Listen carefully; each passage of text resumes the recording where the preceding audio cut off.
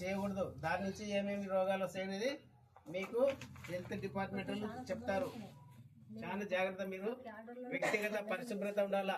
వ్యక్తిగత పరిశుభ్రత అంటే మీరు గతంలో వారానికి ఒకసారి 2 వారాలకు ఒకసారి స్నానం చేసేవాళ్ళు గతంలో.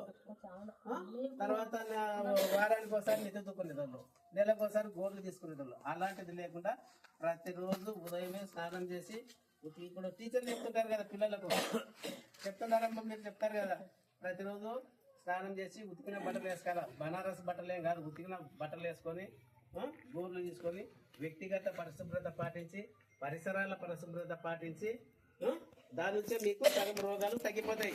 ఇప్పుడు పేదరికానికి ముఖ్య కారణం ఏంది?